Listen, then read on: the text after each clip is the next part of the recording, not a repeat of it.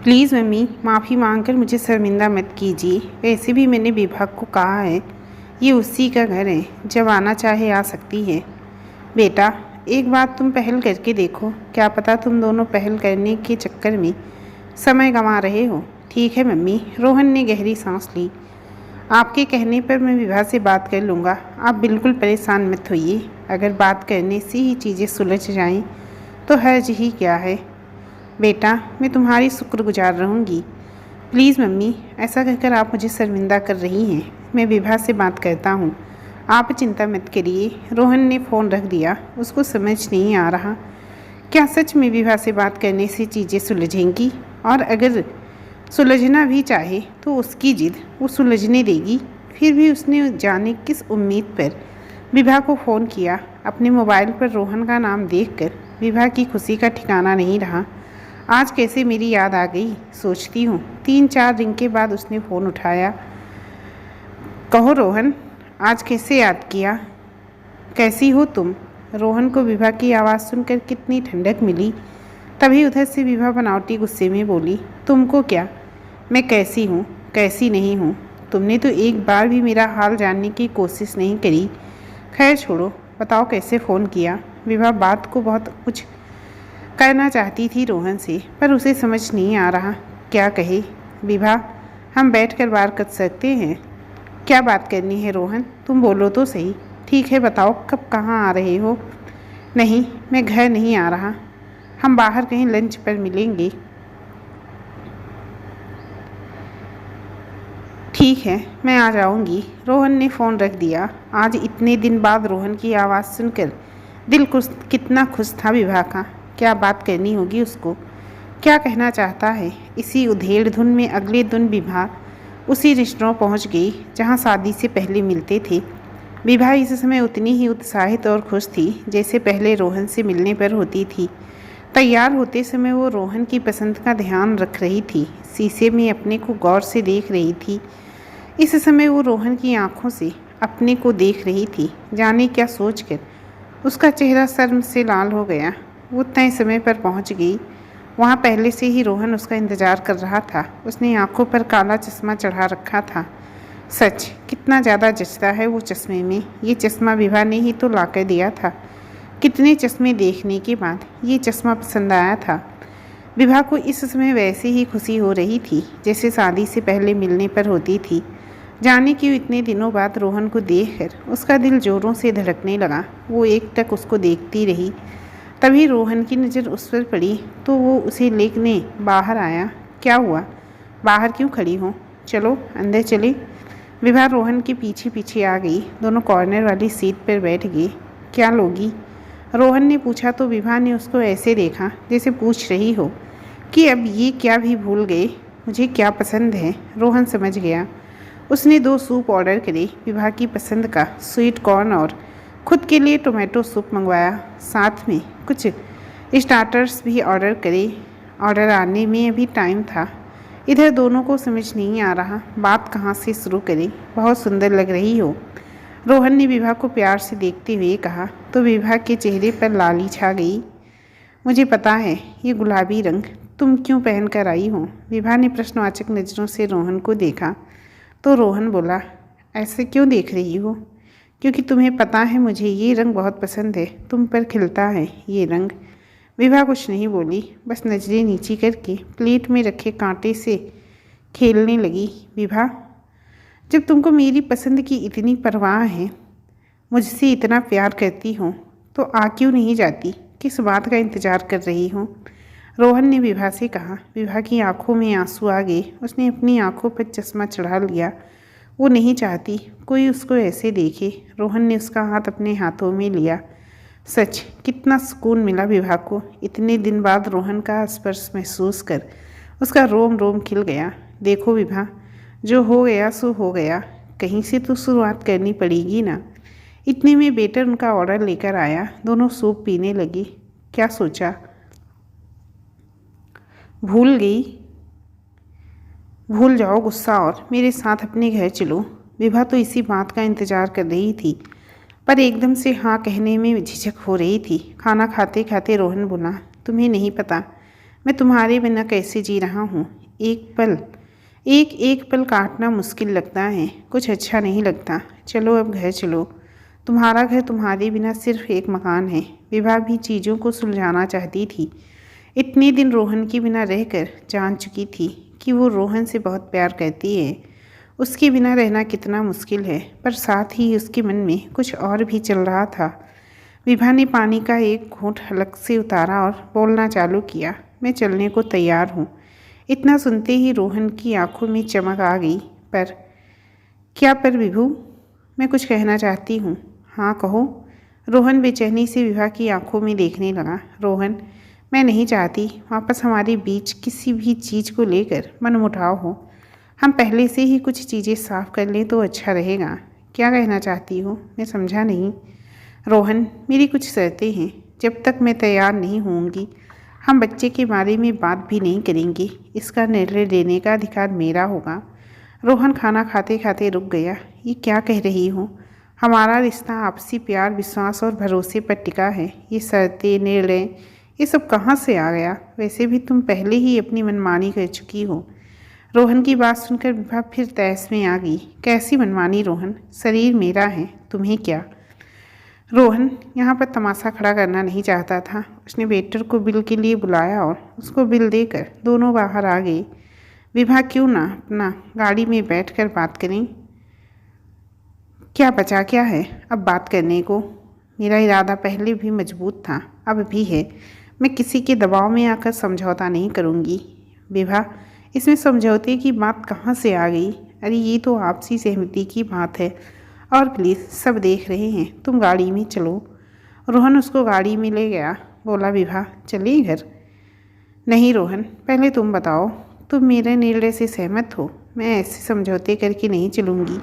ये मेरी ज़िंदगी है, कुछ फैसले लेने का अधिकार सिर्फ मेरा है। मैंने कब मना किया?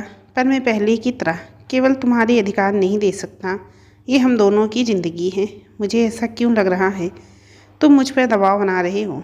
मैं कहाँ दबाव बना रहा हूँ? मैं तो ये बात छेड़ी भी नहीं। तुम ही बीच में लाई इस बात को। मुझे पहले ही लग रहा था तुम अपनी जिद पर अभी भी अड़ी होगी। वो तो तुम्हारी मम्मी के कहने पर मैंने तुमसे बात करने की कोशिश करी। मुझे पहले ही समझ जाना चाहिए था, तुम नहीं समझने वाली। रोहन की बात सुनकर विभा और भी गुस्से में आ गई। ओह, तो ये तुम मम्मी के कहने पर कर रहे थे? मुझे तो लगा तुमको मेरी याद तो आई। मुझे क्या पता था तुमको कोई फ़र्क नहीं पड़ता है। तुम्हारी ज़िंदगी में रहूं मैं या ना रहूं, दोनों के बीच में काफ़ी देर तक बहस होती रही।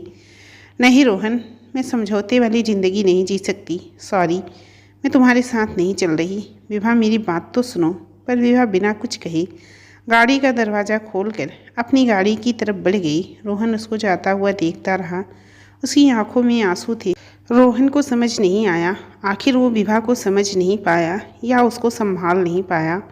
रोहन ने गाड़ी में से ही विभा की मम्मी को फ़ोन मिलाया। मम्मी, मैं आपसे माफ़ी चाहता हूँ, मैं विभा को नहीं समझा पाया। उसकी आवाज़ रोंधी हुई थी। विभा की माँ बोली, बेटा माफ़ी तो मुझे मांगनी चाहिए। मुझे पहले ही समझ जाना चाहिए कि मेरी बेटी की जिद उसके प्यार पर भारी पड़ रही है। फिर भी पता नहीं किस आस से मैंने एक कोशिश करी और एक बार फिर से तुम्हारा दिल दुखाया।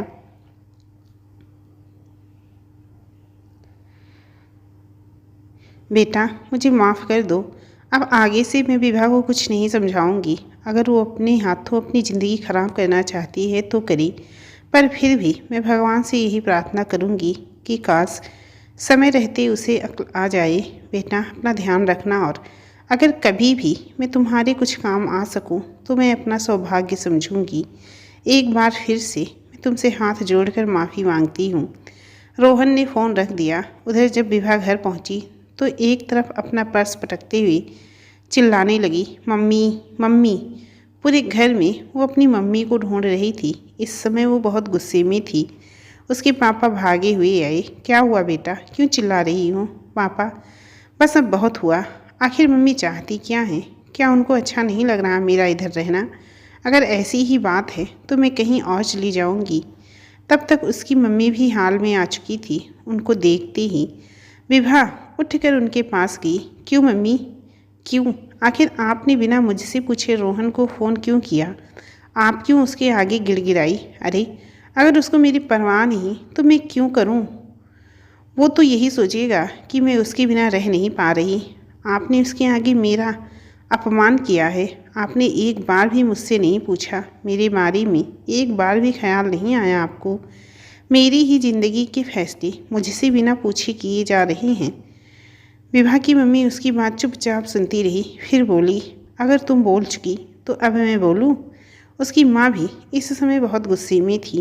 हाँ, मैंने ही किया था रोहन को फ़ोन। क्या करूं, एक माँ हूँ ना, तुम्हारी हालत देखी नहीं जा रही थी। पर नहीं, बस अब बहुत हो गया। मैं समझ चुकी, गलती मेरी थी। जो सोचा शायद तुम समझ जाओगी, पर मैं गलत थी। अरे समझाया तो उसे जाता है जो कुछ सुनने को समझने को तैयार हो। तुम्हारी आंखों पर तो अपनी जिद का पर्दा पड़ा है, जिसके आगे तुम्हें कुछ दिखाई नहीं दे रहा, ना अपना भला ना बुरा। और किसी अपमान की बात कर रही हूँ? अरे तुम्हारा नहीं, अपमान तो बेचारे रोहन का हुआ, जो मेरे कहने पर तुम्हें मनाने को तैयार हुआ। पर बस अब और नहीं, बहुत हो गया। बहुत घमंड है ना तुम्हें अपनी ज़िंदगी। मेरे निर्णय लो तो लो, अपने निर्णय, अपने फैसले, जैसे जीना है जियो। अब मैं कुछ नहीं कहूँगी। विभा गुस्से से भरी हुई चिल्लाई, हाँ तो मेरी ज़िंदगी है ये, और बता दूंगी मैं रोहन को कि मैं उसके बिना जी सकती हूँ। समझता क्या है वो अपने आप को? उसके पापा जो अब तक चुपचाप सब सुन रहे थे, विभा उनके पास गई। पापा, अभी आप वकील से बात करो, तलाक के पेपर तैयार कराओ। मुझे नहीं रहना अब उसके साथ। उसको भी तो मालूम चले कि मैं अकेली जी सकती हूँ। अपनी बेटी की बात सुनकर उसके पापा ने उसे प्यार से बैठाया। बेटा, अभी तुम बहुत गुस्से में हो, तुम्हें कुछ समझ नहीं आ रहा, थोड़ा ठंडे दिमाग से काम लो। तलाक तक बात नहीं पहुंचनी चाहिए। विभा को बिल्कुल उम्मीद नहीं थी उसके पापा भी उसको समझाएंगे। उसको तो लगा हमेशा की तरह उसकी बात तो बिना सवाल की ही मान जाएंगी। उसने अपने पापा का हाथ झटक दिया और गुस्से से चिल्लाई, ओह, अब समझ आया, आप भी मेरे साथ नहीं हो। ठीक है, मुझे किसी की ज़रूरत नहीं, रह लूँगी मैं अकेले। और विभा गुस्से से अपने पैर पटकते हुए कमरे में जाने लगी। उनके पापा ने उसका हाथ पकड़ा। किसने कहा बेटा तुम अकेली हो? अरे मैं हमेशा तुम्हारे साथ हूँ, पर सच बताओ, क्या सच में ये तुम्हारी आखिरी फैसला है? कहीं ऐसा ना हो बाद में पछताना पड़े। अपने पापा की बात सुनकर विभा बोली, पापा, आप वकील को फ़ोन मिला रहे हो या नहीं? विभा के पापा ने वकील को फ़ोन करके पेपर्स तैयार करने को कहा। विभा की माँ जो इतनी देर से सब देख रही थी, अच्छा हुआ बेटा, सही निर्णय ले रही हो। सच में तलाक लेकर तुम उस बेचारे रोहन पर कुछ तो एहसान करोगी। सच बताऊं तो तुम उसके लायक ही नहीं हो। अच्छा है, कम से कम वो एक नए सिरे से ज़िंदगी तो शुरू कर सकेगा। मैं उसके लिए भगवान से दुआ करूंगी। कहती हुई उसकी माँ अपने आंसू पोंछते हुए रसोई में चली गई। देखा पापा, मम्मी हमेशा रोहन की ही तरफदारी करती हैं। उनको हमेशा मैं ही गलत लगती हूँ। नहीं बेटा, ऐसा कुछ नहीं है। अरे तुम तो जानती हो अपनी माँ को। बेटा, वो तुमसे बहुत प्यार करती हैं। दिख रहा है पापा, सबका प्यार समझ आ रहा है। तुम एक बार इधर बैठो, थोड़ा शांत हो। मुझे बताओ आखिर बात क्या हुई? विभा के पापा ने उसे सोफे पर बैठाते हुए शांत कराया। विभा ने पापा को सारी बात बताई, रोहन और उसकी मुलाकात जो मम्मी ने करवाई थी, और अपनी वो शर्त भी बताई जो रोहन ने मानने से इनकार कर दिया। ठीक है बेटा, अगर वो नहीं चाहता कि चीज़ें सुलझे तो मैं तुम्हारे साथ हूँ, तुम चिंता मत करो। उसके पापा ने उसके सिर पर प्यार से हाथ रखा। विभा को अब पापा का सहारा मिल गया था। एक हफ्ते बाद रोहन के पते पर तलाक के पेपर्स पहुंच गए। शाम को जब वो ऑफिस से आया तो उसके नौकर ने उसको वो पेपर्स दिए। जब उसने पेपर्स देखे तो उसके पैरों के नीचे से ज़मीन खिसक गई। उसको यकीन ही नहीं हुआ कि बात यहाँ तक पहुँच सकती है। वो दोनों हाथों को सिर पर रख के धम्म से सोफे पर बैठ गया। उसका सिर चकराने लगा। उसे कुछ समझ नहीं आ रहा कि क्या इतना कच्चा रिश्ता था उन दोनों का। कहाँ 7 जन्मों का साथ निभाने के वादे किए, वो सारे वादे कस्में सिर्फ इस कागज़ के आगे टूट गए। क्या इसे ही गठबंधन कहते हैं? इतना कमज़ोर था हमारा साथ, और रोहन की आंखों के आगे वो सारे वादे, वो शादी के फेरे सब किसी चलचित्र की तरह चल रहे थे। उसे अभी भी यकीन नहीं हो रहा। कभी वह अपने हाथ के पेपर्स को देखता और कभी दीवार पर लगी अपनी और विभा की शादी की तस्वीर देखता। कितने खुश लग रहे थे दोनों। आखिर उनकी डोर इतनी कच्ची कैसे रह गई। इधर नौकर कब से पानी का गिलास लेकर खड़ा था, पर रोहन को तो कुछ होश ही नहीं था। उसकी तो जैसे दुनिया ही उजड़ गई थी। पता नहीं कितनी देर तक रोहन यूं ही सोफे पर बैठा रहा। उसकी तो जैसे दुनिया ही ठहर गई थी। ऐसे कैसे तलाक के पेपर्स भेज दिए, एक बार भी मेरा ख्याल नहीं आया उसे। नहीं नहीं, ऐसा नहीं कर सकती वो। हो सकता है गुस्से में उसने ये पेपर्स भेजे हों। उसका गुस्सा तो मैं जानता ही हूँ। बाद में जब उसका गुस्सा ठंडा हो जाएगा तब अपने ही निर्णय पर अफसोस करेगी। सोचते सोचते उसने विभा को फ़ोन मिलाया, पर काफ़ी रिंग जाने के बाद भी विभा ने उसका फ़ोन नहीं उठाया। रोहन ने उसको मैसेज छोड़ा, विभा क्या तुमने ये पेपर सोच समझ कर भिजवाए हैं? विभा ने जवाब में लिखा, हाँ रोहन, पूरे होशो हवास में। अगर तुम ये रिश्ता आगे नहीं बढ़ाना चाहते तो यही सही। अच्छा है जितनी जल्दी हम अलग हो जाएं। रोहन ने विभा को फ़ोन मिलाया। इस बार विभा ने उसका फ़ोन उठा लिया। जैसे ही विभा ने हेलो कहा, रोहन के मुंह से निकला विभू। एकदम से रोहन के मुंह से विभू निकला तो कुछ पल के लिए सन्नाटा छा गया। दोनों चुप से हो गए। रोहन ने अपना गला साफ करते हुए कहा, माफ़ करना विभा, क्या ये तुम्हारा आखिरी फैसला है? पता नहीं क्यों मन नहीं माना। एक बार मैं तुम्हारे मुंह से सुनना चाहता हूँ। ऐसा लग रहा है जैसे उसकी आवाज़ किसी गहरे कुएं से आ रही हो। बहुत गंभीर था। टूट सा गया था वो। हाँ रोहन, ये मेरा आखिरी फैसला है। विभा की आवाज़ दृढ़ थी। रोहन ने ठंडी आँख भरी। ठीक है फिर, अगर तुमने फैसला ले ही लिया तो मैं कौन होता हूँ तुमको रोकने वाला। वैसे भी आज तक सारे फैसले तुम ही लेती आई हो। पर थोड़ी देर दोनों तरफ से खामोशी रही। रोहन ने फिर बोलना शुरू किया, फिर भी विभा, क्या हम बिना तलाक के अलग नहीं रह सकते? कम से कम एक आस तो रहेगी। कहीं ऐसा ना हो बाद में हमारे हाथ में पछतावे के सिवा कुछ ना रह जाए। नहीं रोहन, जिस रिश्ते की कोई मंजिल नहीं, कोई आस नहीं, उस रिश्ते को खींचने से भला क्या फ़ायदा? ऐसे रिश्ते में घुटन के अलावा कुछ नहीं मिलेगी। और मैं इस घुटन, इस बंधन से जितनी जल्दी हो सके आज़ाद होना चाहती हूँ। विभा की बात सुनकर रोहन की आखिरी आस की किरण भी टूट गई। ठीक है विभा, पर ध्यान रखना आज भी ये तुम्हारा ही फैसला है, मेरा नहीं। मेरी न तुमसे कोई लड़ाई है, ना ही कोई जिद। मैं नहीं चाहता कि दुनिया हमारे रिश्ते का तमाशा देखे। हमारे वकील अदालत में हम दोनों के ऊपर झूठे आरोप प्रत्यारोप लगाएं। मैं आपसी समझौते से तलाक देने को तैयार हूँ। मैं अपने रिश्ते को बदनाम होते नहीं देख सकता। तो मुझे बता देना कब अदालत आना है और आगे की क्या कार्यवाही है।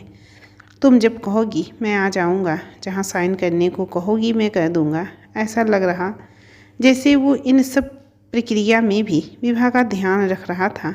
अपनी तरफ से पूरी कोशिश कर रहा कि उसको कोई परेशानी का सामना ना करना पड़े। और रोहन ने फ़ोन रख दिया। विभा को रोहन से ऐसे व्यवहार की आशा नहीं थी। ना गुस्सा किया, ना कोई बहस करी। कहीं ना कहीं रोहन के व्यवहार से उसे आत्मग्लानि हो रही थी। कहीं वो कुछ गलत तो नहीं कर रही। तभी मन ही मन बोली, नहीं नहीं, ऐसी चिकनी चुपड़ी बातों में अब वो नहीं आने वाली। अगर इतनी ही मेरी परवाह है तो क्यों मेरा साथ नहीं दिया? सोचती हुई उसने फ़ोन रख दिया। दिन यूं ही निकलते गए। एक दिन विभा की सहेली का फ़ोन आया। इधर उधर की बातों के बाद पता चला उसकी सहेली गर्भवती है। विभा को यकीन ही नहीं हुआ, क्योंकि इसी सहेली ने उसे सलाह दी थी कि क्या ज़रूरत है अभी से इन सब झंझटों में फंसने की। जब विभा ने उससे कहा तो कैसे अभी से इस झंझट में पड़ गई, तो वो बोली, अरे यार, अब आगे पीछे कभी तो फैसला लेना ही है। अच्छा है जितनी जल्दी इन सब चीज़ों से आज़ाद हो जाएं, अच्छा है। विभाग का आगे बात करने का मन नहीं हुआ। उसने बहाना बनाकर फ़ोन रख दिया।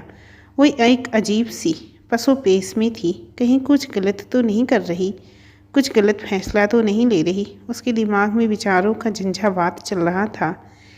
नहीं नहीं, अगर उसने मना कर भी दिया बच्चे के लिए तो क्या रोहन उसका साथ नहीं दे सकता था? और बात केवल बच्चे की ही नहीं, साथ की, विश्वास की है। अगर उसने मेरे इस फैसले में साथ नहीं दिया तो आगे क्या भरोसा कि साथ देगा या नहीं देगा। और ये सब सोचती हुई उसने अपने उन विचारों को झटक दिया जो उसे गलत साबित कर रहे थे। उस दिन घर में बहुत चहल पहल थी। मम्मी पूरी तरह से सजी धजी थी। रसोई में तरह तरह के पकवान बन रहे थे। पकवानों की खुशबू से विभा रसोई में गई। क्या बात है मम्मी, आज इतनी सारी तैयारी क्यों हो रही है? कुछ खास है क्या? अरे बेटा, आज करवा चौथ है ना। जैसे ही उसकी मम्मी ने कहा, विभा के हाथ अपने आप रुक गए। वो प्लेट में से मछली उठाकर मुंह में रखने वाली ही थी। अरे क्या हुआ बेटा, रुक क्यों गई? चख तो बता, मोयन वगैरह सही से पड़ा है या नहीं? अब मैं चख नहीं सकती, मेरा व्रत है ना। मम्मी, अभी मेरा मन नहीं है, बाद में खाती हूँ, कहती हुई विभा अपने कमरे में आ गई। आज करवा चौथ है, कैसे भूल गई वो। पिछले साल कितना उत्साहित थी, पूरी दुल्हन की तरह तैयार हुई थी, नख से लेकर सिख तक। आखिर पहली करवा चौथ जो थी उसकी रोहन भी देखता रह गया था उसको। और उसके मना करने के बाद भी उसने भी व्रत रखा। दिन भर विभा का कितना ध्यान रखा, हर व्यंजन विभा की पसंद के बनवाए। फिर जब रात को चांद निकला, चलने में चांद देखकर रोहन को उसमें से देखा। सच कितना सुखद और अनोखा सा एहसास था। और जब रोहन ने उसको अपने हाथों से पानी पिलाया, दिन भर की थकान और भूख उस एक पल में ख़त्म हो गई। उसने भी तो रोहन को अपने हाथों से निवाला खिलाया था। सोचती सोचती विभा के चेहरे पर मुस्कान आ गई और अगले ही पल अचानक से जाने क्यों उसकी आंखें भर आई। उस दिन वो कमरे से बाहर नहीं आई, पता नहीं क्यों। आज रोहन की बहुत याद आ रही थी। मम्मी ने पूजा के लिए बुलाया पर उसने बहाना बना दिया। आज दिन भर वो रोहन की यादों के साथ अकेले रहना चाहती थी। और रात को जब चांद निकला तो उसके पापा ने मम्मी को अपने हाथों से पानी पिलाया। उस समय मम्मी के चेहरे पर कितना नूर था। दिन भर की थकान और भूख पापा के हाथ से पानी पीते ही ख़त्म हो गई। पापा ने मम्मी को अपने हाथों से खाना खिलाया। विभा बहाना बनाकर अपने कमरे में ही रही। वो बहुत बेचैन हो रही थी। उसे रोहन की बहुत कमी महसूस हो रही थी। जाने क्यों अचानक ही उसने रोहन के लैंडलाइन नंबर पर फ़ोन किया। मोबाइल पर करती तो उसका नाम आ जाता। रोहन ने फ़ोन उठाया। Hello hello. रोहन की आवाज़ सुनकर विभा का दिल ज़ोरों से धड़कने लगा। वो और बेचैन हो गई। ऐसा लग रहा अभी वो जाकर रोहन के गले लग जाए। उसकी आंखों से आंसू बहने लगे और उसकी सिसकी की आवाज़ शायद रोहन के दिल और कानों तक पहुंच गई। विभा, ये तुम हो क्या? विभा ने बिना कुछ बोले फ़ोन रख दिया। पूरी रात वो अपने आंसुओं से अपना तकिया भिगोती रही। सच कितना अकेलापन महसूस कर रही थी। टूट सी गई थी वो।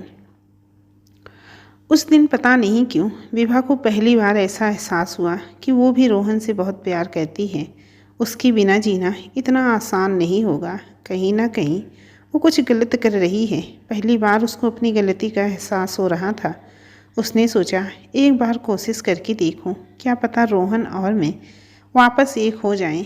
पर किससे कहें, कैसे कहें, कैसे बताए किसी को कि उसको अपनी गलती का एहसास हो गया। क्योंकि उसने तो कभी झुकना सीखा ही नहीं, अपनी गलती कभी मानी ही नहीं। उसके दिमाग में विचारों की उथल पुथल चल रही थी। पापा से बात करूं, रोहन से, या फिर मम्मी से? नहीं नहीं, मम्मी तो अब कभी साथ नहीं देंगी, पहले ही मना कर चुकी हैं।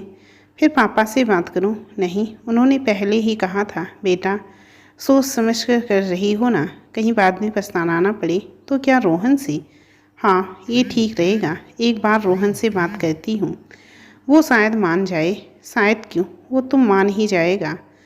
वो भी तो यही चाहता है ना। सोचती हुई विभा ने रोहन को फ़ोन करने के लिए अपना मोबाइल उठाया ही था, तभी उसकी मम्मी ने उसको आवाज़ लगाया।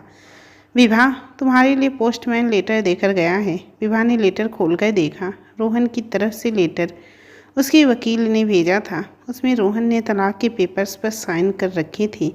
वो पेपर्स देखकर विभा के दिल में कुछ दरक सा आ गया। रोहन ने साइन कर दिया, इसका मतलब वो भी अपना मन बना चुका है। शायद वो भी मुझसे पीछा छुड़ाना चाहता है। इस रिश्ते को ख़त्म करना चाहता है। मैं ही पागल थी जो उससे बात करने की सोच रही थी। ठीक है, अगर उसने भी मन बना लिया तो यही सही। जब उसको मेरी परवाह नहीं तो मैं क्यों करूं? और उसने गुस्से से मोबाइल पटक दिया और गुस्से में ही वो साइन करे पेपर्स अपने वकील को मैसेज कर दिए। एक बार फिर उसका अहम उसके विवेक के आगे आ गया। दिन यूं ही निकल रहे थे। विभा को कई बार लगता कि क्या उसको रोहन से बात करनी चाहिए, चीज़ों को सुलझाना चाहिए, पर उसकी जिद, उसका अहम उसके विवेक के आड़े आ जाता। इस बीच कोर्ट की कार्यवाही चलती रही। कोर्ट ने उसको कुछ समय दिया कि अगर आप एक बार दोबारा अपने निर्णय पर सोचना चाहते हैं और रिश्ता बचाना चाहें तो बेहतर होगा। पर कहते हैं ना, रिश्ते की डोर एक तरफ से नहीं सुलझती। कोई एक तरफ से कब तक डोर सुलझाता रहेगा? अगर दूसरा उस डोर को उलझा ही देगा तो वो डोर कभी नहीं सुलझ पाएगी। रोहन ने विभा को एक बार मैसेज भी किया, विभा अभी भी देर नहीं हुई है, क्या हमें हमारे रिश्ते को बचाने को एक मौका और देना चाहिए? पर पता नहीं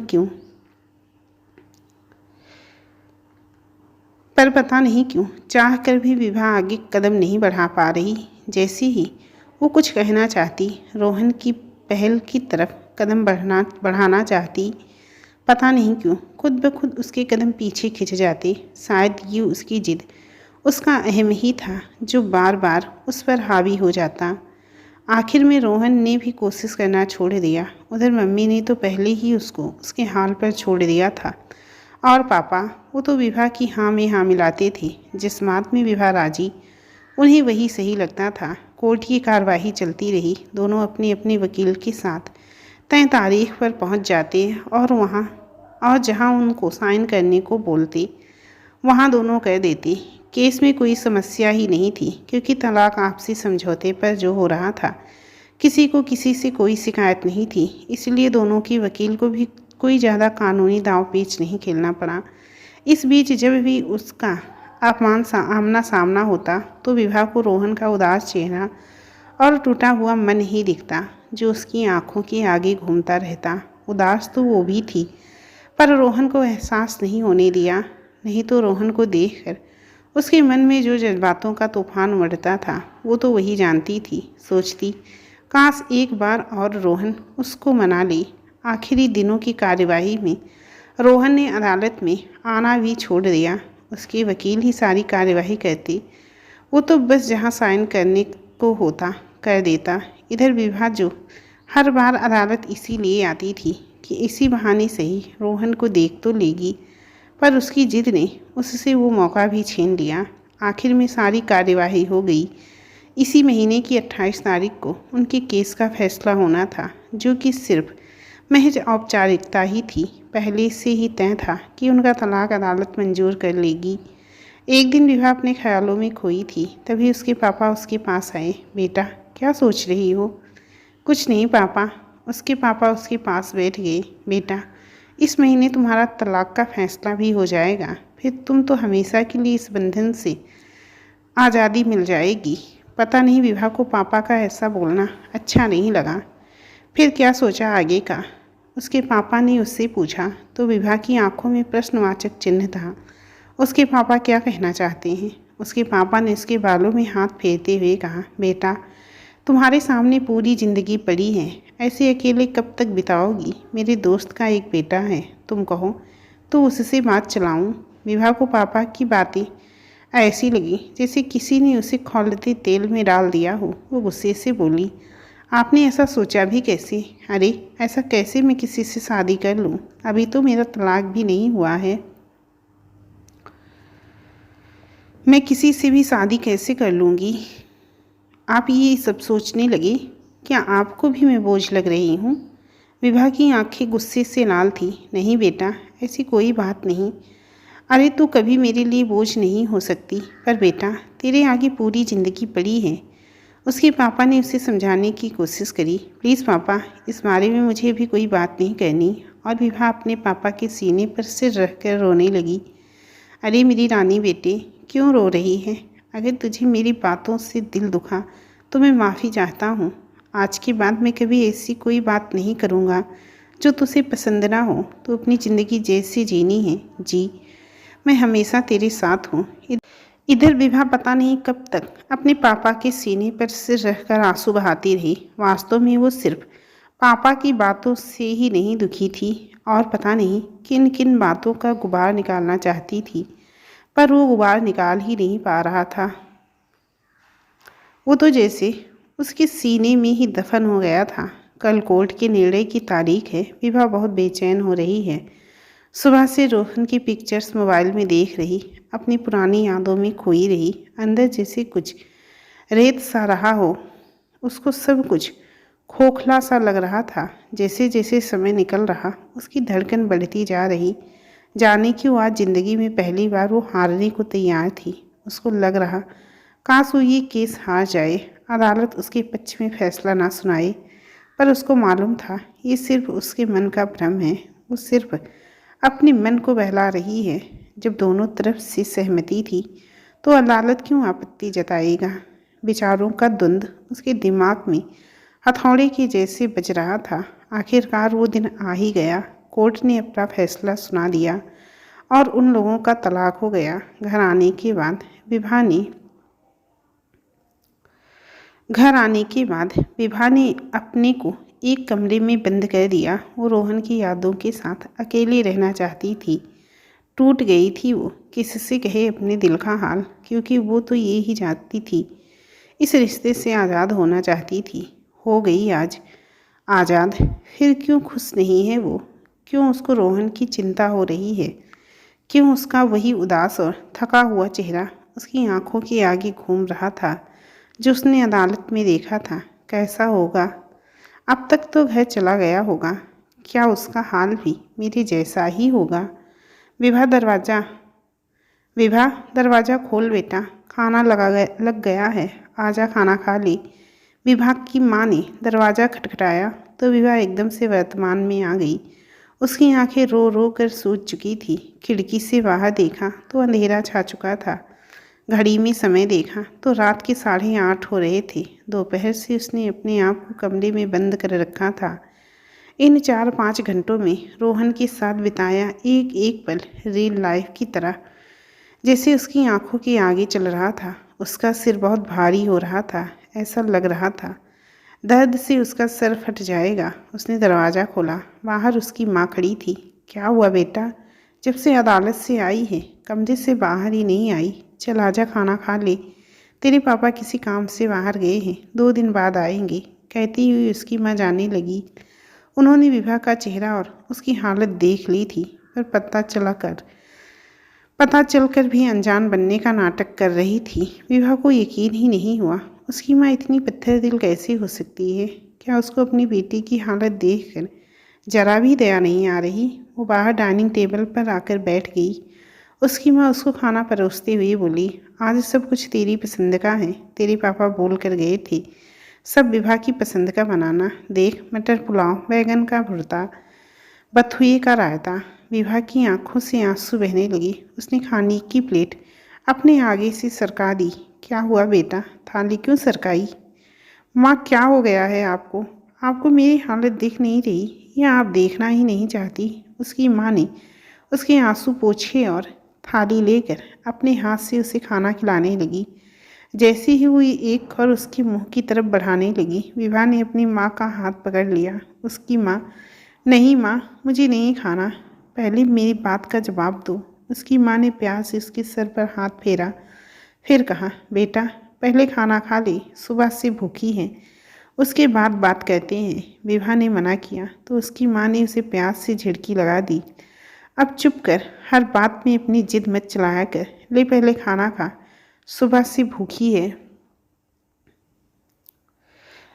बता जरा मटर पुलाव कैसा बना है? बाजार से तेरे लिए कच्चे कच्चे मटर लेकर आई हूँ। विभा ने बड़ी मुश्किल से 2-4 कौर गटके होंगे उसका दिल जानता था। वो भी उसने कैसे खाया? बार बार रोहन का ही ख्याल आ रहा। पता नहीं उसने खाना खाया होगा या नहीं। भूखा सो जाएगा तो गैस और बन जाएगी। उसकी माँ खाना खिलाकर बर्तन समेटने लगी। विभा ने उनका हाथ पकड़ लिया। इधर आओ माँ, मेरे पास बैठो, मेरे सिर में तेल की मालिश कर दो, दर्द से सिर फटा जा रहा है। उसकी माँ गुनगुना तेल लेकर आई और सोफे पर बैठ गई। वो अपनी माँ के दोनों पैरों के बीच में उसी तरह बैठ गई जैसे बचपन में बैठती थी।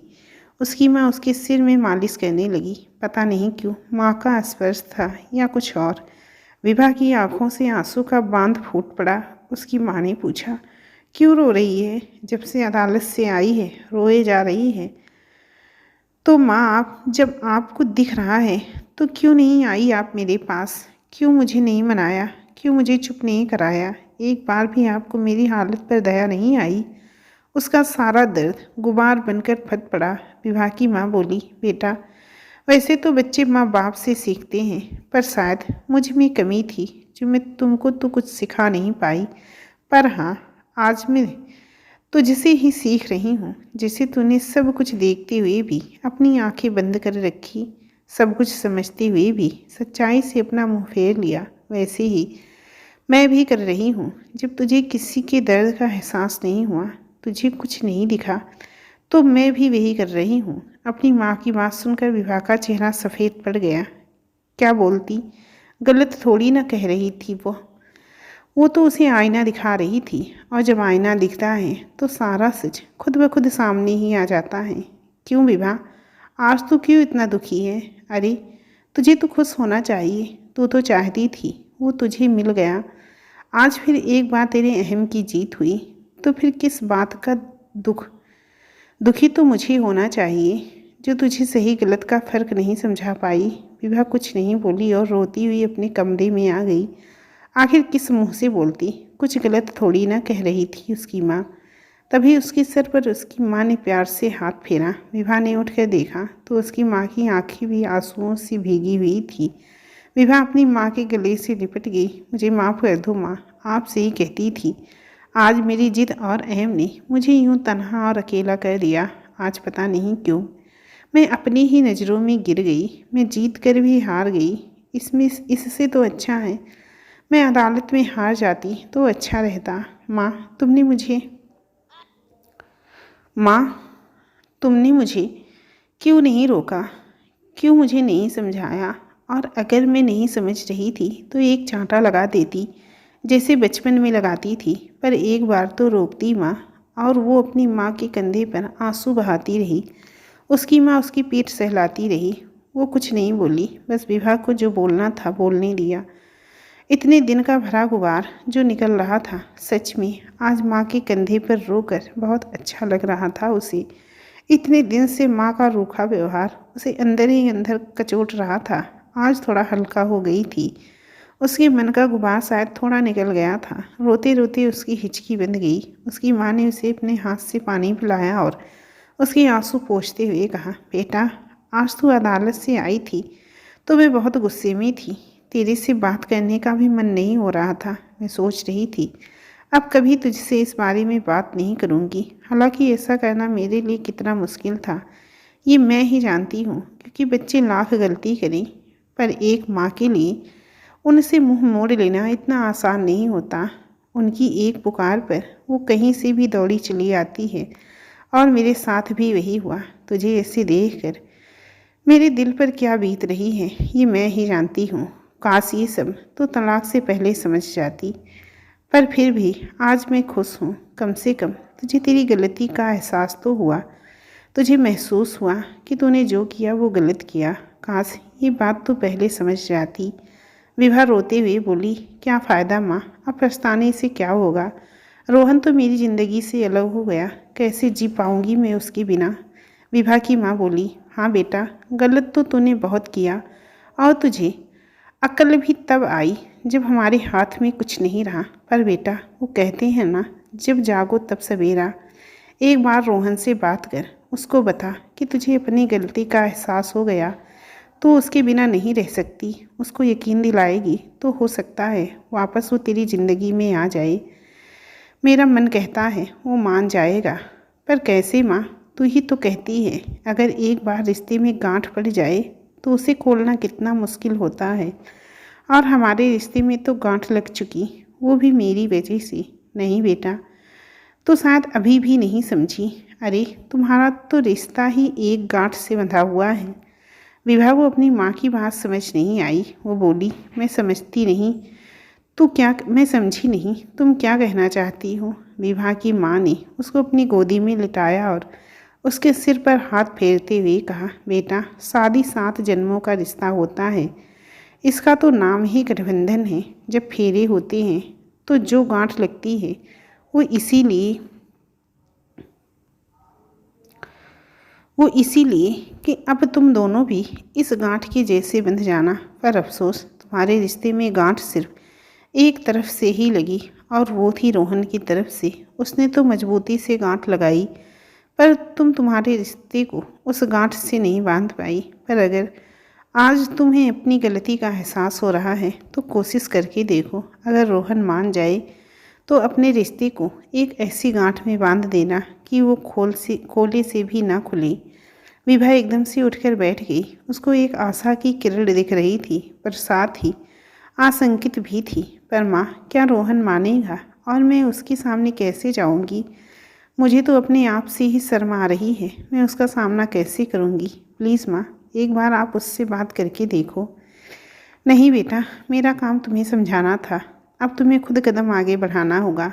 और ध्यान रखना, अपना कदम बढ़ाओ तो अपनी जिद और अहम को पीछे छोड़कर अब अपने बढ़े कदम वापस मत खींचना, नहीं तो कुछ हासिल नहीं होने वाला।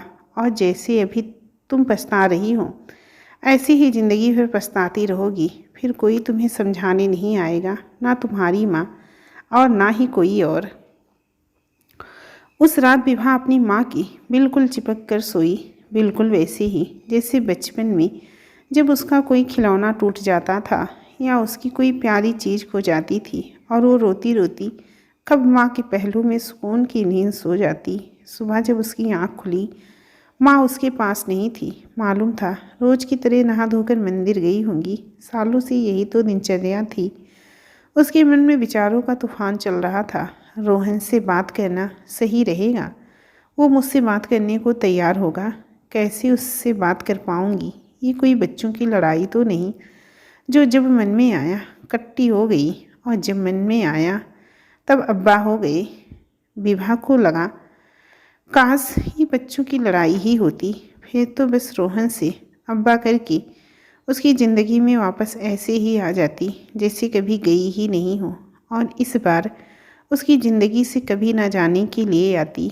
इस बीच उसने कई बार मोबाइल हाथ में लिया। कॉन्टैक्ट लिस्ट से रोहन का नंबर स्क्रीन पर लाती, पर जाने क्या सोचकर उसको फ़ोन नहीं कर पा रही थी। आज उसके साथ ऐसा क्यों हो रहा है? उसने तो आज तक किसी भी निर्णय के लिए इतना सोचा ही नहीं। जिंदगी के हर निर्णय तुरंत लेती आई है। इसी का परिणाम है जो आज बता रही है। काश अगर वक्त रहते समझ जाती तो अपने निर्णय पर एक बार सोचती तो आज अकेली नहीं होती। पर वो अपने विचारों के साथ अकेली थी।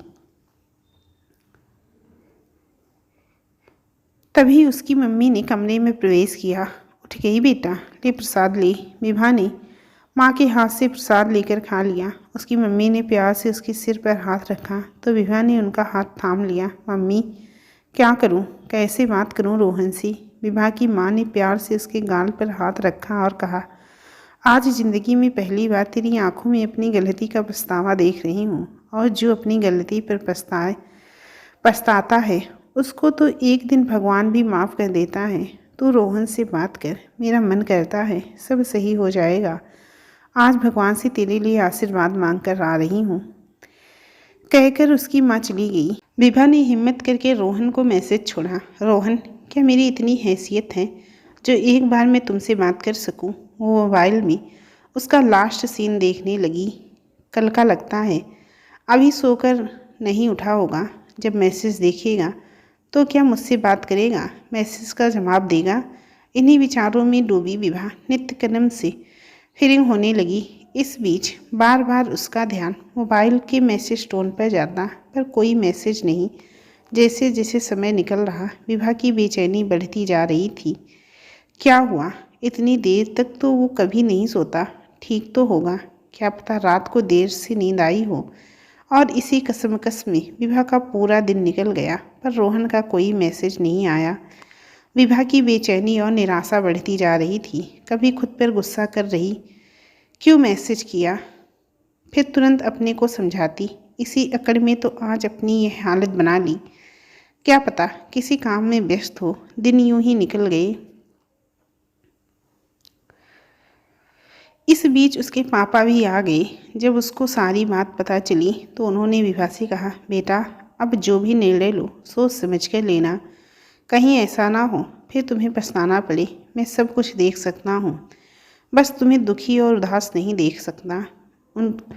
उसने देखा उसके पापा की आंखें भी अपनी बेटी की हालत देखकर नम थी, उदास थी, जो उससे छिपाने की नाकाम कोशिश कर रहे थे। विभा को लगा उसने एक गलत निर्णय ने कितने को दुखी कर दिया।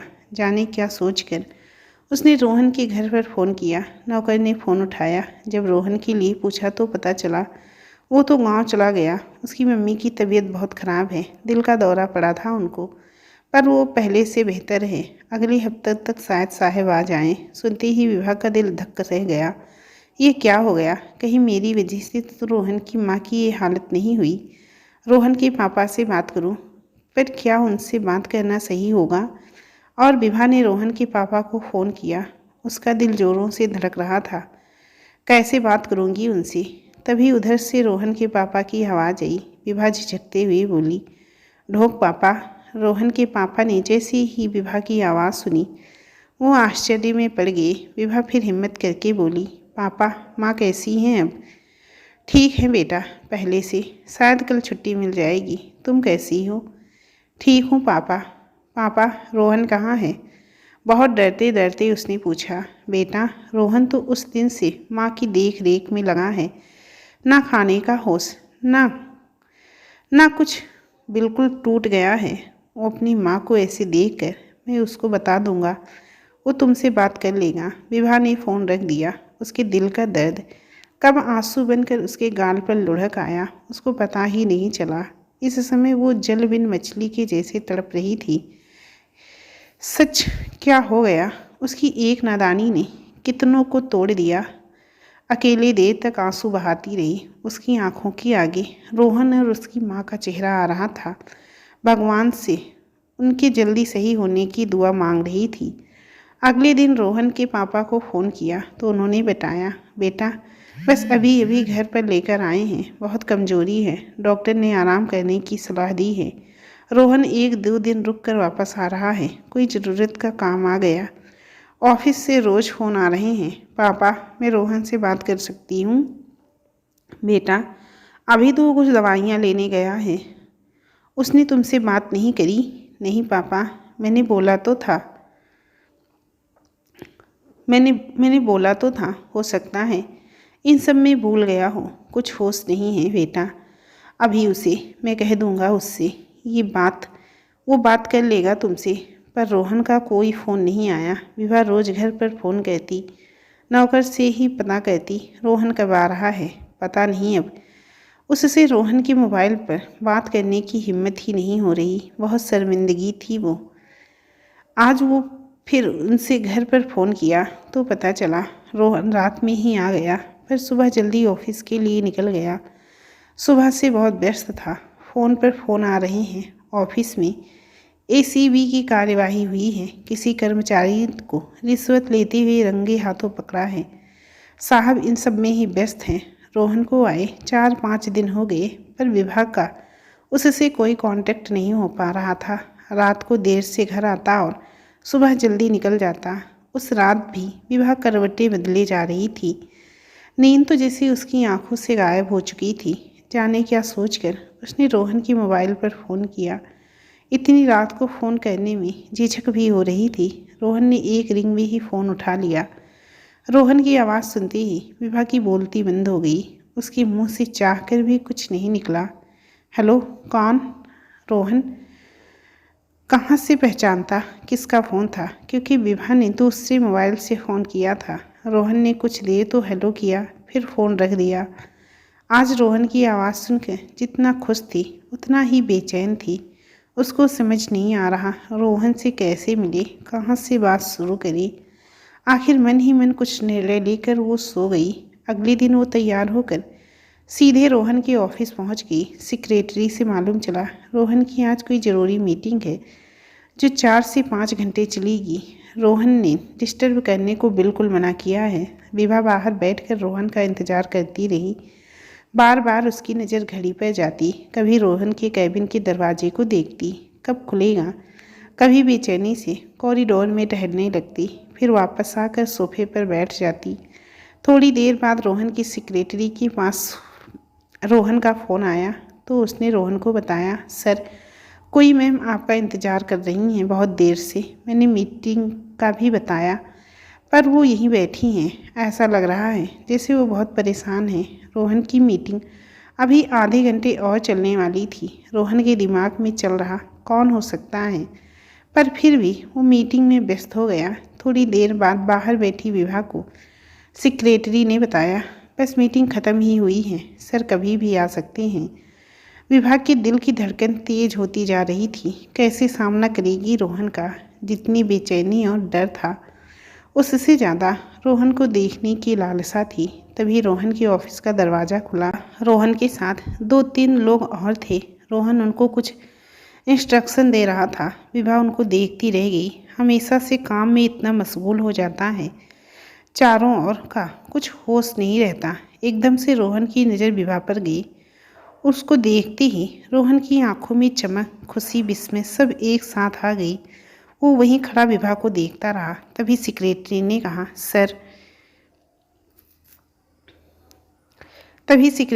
कहा, सर ये मैम आपका पिछले 4-5 घंटे से इंतज़ार कर रही हैं। रोहन को यकीन नहीं हुआ। उसने विभा के पास आकर पूछा, इतनी देर से बैठी हूँ, कोई ज़रूरी काम था? चाय कॉफ़ी कुछ लिया? एक साथ कई प्रश्न कर दिए। रोहन ने उसको दुख भी हो रहा विभा को उसका इतना इंतज़ार करना पड़ा। इधर विभा के मुंह से कुछ नहीं निकला, बस आँख की कोरों पर पानी आ गया। उसको उसने चश्मे से छुपा लिया। नहीं चाहती थी ऑफिस में उसको कोई ऐसे देखे। रोहन अगर व्यस्त नहीं हो तो कहीं बाहर चलकर बात कर सकते हैं, विभा ने धीरे से पूछा। बस 1 मिनट में आया। और रोहन ने सेक्रेटरी को कुछ समझाया और विभा के पास आकर चलने को बोला। रोहन तेज कदम भरता हुआ आगे निकल गया। विभा उसके पीछे पीछे हो ली। लिफ्ट में दोनों बिल्कुल चुप थे। इतना सन्नाटा कि शायद दोनों एक दूसरे की दिल की धड़कन भी आसानी से सुन लें। विभा का मन हो रहा रोहन के गले लग जाए। इतना पास होकर भी कितना दूर हो गया। और इसमें केवल विभा खुद ही दोषी थी। इधर रोहन कभी अपने मोबाइल में देखने का बहाना करता, कभी अपने नाखूनों को दांतों से चबाने लगता। जब भी बहुत बेचैन होता है तब ऐसे ही नाखून खाता है। कितना गुस्सा करती थी विभा, ऐसे नाखून मत खाया करो। मन तो किया, अभी भी मना करी, पर किस हक से? ये हक तो कब का खो चुकी थी वो। इधर रोहन को भी समझ नहीं आ रहा क्या काम हो सकता है विभा को। दोनों के दिमाग में इस समय उथल पुथल मची हुई थी। विभा की नासमझी ने आज उन्हें ऐसे मोड़ पर लाकर खड़ा कर दिया। लिफ्ट से निकलकर दोनों गाड़ी की तरफ बढ़ गए। विभा की गाड़ी वहीं खड़ी थी। वो रोहन के साथ उसकी गाड़ी में ही बैठ गई। इतना सन्नाटा दोनों के बीच बहुत बेचैनी कर रहा था। वैसे भी अजनबियों के बीच सन्नाटा चुभता नहीं, पर परिचितों के बीच सन्नाटा सहजता नहीं कचोटता है। बाहर देखने वाला वो सन्नाटा अंदर कितना शोर मचाता है, ये तो महसूस करने वाला ही जानता है। इस समय रोहन और विभा दोनों को ऐसा ही महसूस हो रहा था। आखिर जब रोहन से सन्नाटा सहन नहीं हुआ तो उसने गाड़ी में एफएम चालू कर दिया। गाना बजने लगा। हम बेवफा हरगिज़ न थे, पर हम वफा कर ना सके। विभा मन ही मन सोच रही, ये क्या इस समय यही गाना आना था? ऐसा लग रहा है जैसे वक्त भी मुझ पर हंस रहा हो, मुझ पर आरोप लगा रहा है। इधर रोहन को भी लगा कि विभा गाना सुनकर असहज हो गई। उसने तुरंत गाना बदल दिया। गाड़ी सड़क पर सरपट दौड़ रही। विभा की नज़रें भले गाड़ी से बाहर देख रही, पर उसको महसूस हो रहा जैसे रोहन की नज़रें उसके चेहरे पर टिकी हैं। शायद वो उसके भावों को पढ़ने की कोशिश कर रहा है। दोनों कोशिश करते हुए कुछ बोलें, कहीं से बात की शुरुआत करें, पर शुरुआत का वो सिरा शायद दोनों के हाथ से कब का छूट गया था। आखिर रोहन ने एक रेस्टोरेंट के आगे गाड़ी की ब्रेक लगाई तो विभा बोली, रोहन, क्या हम ऐसी जगह चल सकते हैं जहाँ बहुत भीड़ ना हो और शोर शराबा ना हो, कोई व्यवधान ना हो। रोहन ने बाहर नज़र दौड़ाई तो रेस्टोरेंट के आगे काफ़ी गाड़ियाँ खड़ी थी। यहाँ तो उन्होंने वाकई निस्ता नहीं मिल सकती थी। उसने गाड़ी वापस स्टार्ट करी और दूसरे रेस्टोरेंट में ले गया। यहाँ भी भीड़ तो थी, पर यहाँ प्राइवेट कैबिन्स बने हुए थे जहाँ प्राइवेसी मिल सकती है। रोहन और विभा रेस्टोरेंट की तरफ बढ़ गए। जो रोहन हमेशा उसके कदम से कदम मिलाता हुआ चलता था, आज उसके साथ भी नहीं चल रहा। विभा को रोहन का यूँ आगे चलना अच्छा नहीं लग रहा था, पर क्या कहती, आखिर इन सब की वजह वो खुद है। अंदर पहुंचकर रोहन ने मैनेजर से कुछ कहा तो उसने वेटर को एक कैबिन की तरफ ले गया। काफ़ी अच्छा कैबिन बना रखा था। मीटिंग पर्पस और प्राइवेसी के हिसाब से बिल्कुल उपयुक्त था। वहाँ का माहौल भी काफ़ी कूल था। कॉर्नर में पानी का कृत्रिम झरना बह रहा। 2 सोफे और कुर्सियाँ थी। वो दोनों सोफे पर न बैठकर आमने सामने कुर्सी पर बैठ गई।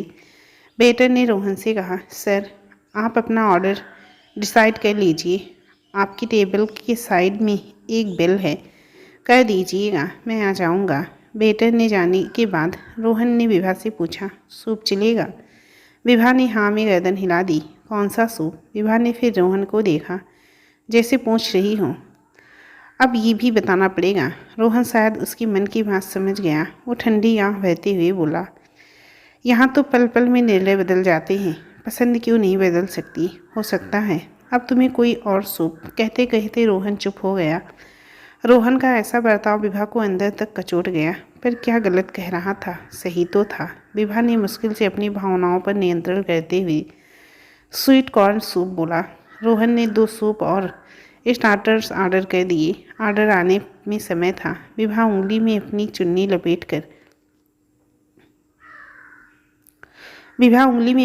लपेटकर उसे घुमा रही। समझ ही नहीं आ रहा क्या कहे। कितने अजनबी बन गए थे दोनों। तभी रोहन बोला, तुम यहाँ चश्मा हटा सकती हो। विभा ने आंखों से चश्मा हटा दिया। जैसे ही दोनों की आंखें मिली, दोनों एक दूसरे में जैसे खो से गए। विभा ने सकपकाकर अपनी आंखें हटा ली, पर रोहन ने उसकी आंखों की नमी छिपी नहीं। रोहन, माँ आप कैसी हैं? विभा ने झिझकते हुए पूछा। रोहन बोला, ठीक है, अभी समय लगेगा, धीरे धीरे सुधार हो रहा है। पर अचानक से ये सब कैसे हो गया? रोहन बोला, पता नहीं कैसे कौन सा गम लेकर बैठ गई। अंदर ही अंदर घुट रही हैं। क्या बोलती विभा, जबकि उसको मालूम था कौन सा गम उन्हें खाए जा रहा है। उधर रोहन दीवार की तरफ एकटक देख रहा, जैसे माँ का दर्द इस समय वो महसूस कर रहा हो। शायद उसकी आंखें भी नम थी, जिसे उसने बड़ी कुशलता से छिपा लिया। इधर विभा मन ही मन सोच रही, कितना दुख दिया मैंने ऐसे इंसान को, जिसने हर हाल में मेरा साथ दिया। घिन आती है मुझे खुद पर। तभी वेटर उनका ऑर्डर ले आया। दोनों चुपचाप सूप पीने लगे। एकदम से विभा को सूप पीते पीते खांसी आ गई। उसकी आंखों से पानी बहने लगा। पता नहीं वो पानी खांसी से आया था या कुछ और। रोहन ने उसको पानी का गिलास पकड़ाया, पर जब उसकी खांसी नहीं रुकी तो वो उसकी कुर्सी पर आकर उसकी पीठ सहलाने लगा। थोड़ी देर में जब खांसी रुकी तो रोहन अपनी जगह आकर बैठ गया। विभा टिश्यू से अपनी आंखें पोंछने लगी। इस खांसी के बहाने जाने कौन सा पानी बह निकला, पर रोहन का स्पर्श उसको बहुत सुखद लगा। रोहन को अपने सामने देखकर खुद पर नियंत्रण नहीं रख पा रही थी। ठीक तो हो तुम? रोहन ने पूछा तो उसने हाँ में अपनी गर्दन हिलाई। विभा ने सूप का बाउल एक तरफ करते हुए बोला, रोहन, वैसे तो मैंने ये अधिकार कब का खो दिया और ना मैं इस लायक हूँ, पर क्या तुम मुझे माफ़ कर सकते हो? विभा की आवाज़ रूंधी हुई थी। बहुत मुश्किल से वो बोल पाई। रोहन कुछ नहीं बोला, चुपचाप सूप पीता रहा। विभा ने आगे बोलना जारी रखा, रोहन, मैं जानती हूँ माँ को भी दिल का दौरा मेरी वजह से पड़ा है। मैं सच में बहुत बुरी हूँ। मैंने पता नहीं कितनों का दिल दुखाया है। विभा बोलती जा रही थी। रोहन चुप था। विभा को रोहन की चुप्पी से और घुटन हो रही। वो चाहती रोहन उस पर गुस्सा करे, चिल्लाए, पर ऐसे चुप रहकर उसे और गुनाहगार न बनाए। उसको लग रहा कि रोहन भी कहीं ना कहीं इन सब के लिए मुझे ही दोषी मान रहा है, और गलत भी क्या है। आखिर जब विभा से रहा नहीं गया तो विभा बोली, रोहन कुछ बोलोगे नहीं? रोहन ने सूप खत्म करते हुए टिश्यू से मुंह हाथ साफ किया, फिर पानी का एक घूंट गले में उतारते हुए बोला, विभा मैं कौन होता हूँ माफ़ करने वाला? शायद भगवान को यही मंजूर था।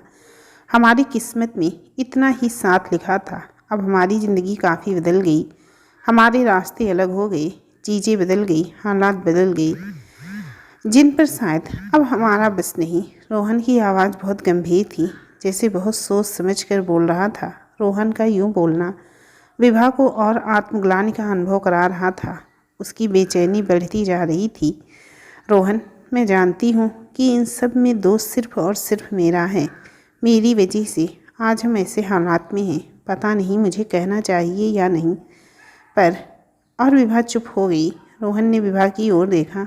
बोलो विभा, क्या कहना चाहती हो? रुक क्यों गई? रोहन, हमारे बदलते रास्ते क्या वापस एक हो सकते हैं? हम वापस नए सिरे से अपनी ज़िंदगी शुरू कर सकते हैं। हालांकि मुझे पता है मैं इस लायक नहीं, पर क्या हम हमारे रिश्ते को एक मौका और कहते कहते विभा फूट फूट कर रोने लगी। बड़ी मुश्किल से उसने अपने ऊपर काबू किया। जब वो चुप हो गई तो रोहन बोला, काश विभा ये इतना आसान होता। पर एक बात बोलूं, शादी कोई गुड्डे गुड़ियों का खेल तो नहीं जो जब मन आया कर ली और जब मन आया तोड़ दिया।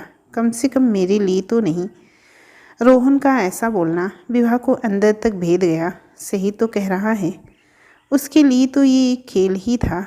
जब मन आया खेल लिया, और जब मन भरने लगा खेल ख़त्म कर दिया। विभा को ऐसा लगा जैसे वो किसी आरोपी की तरह कटघरे में खड़ी है और अब उसको कोई सफाई नहीं देनी।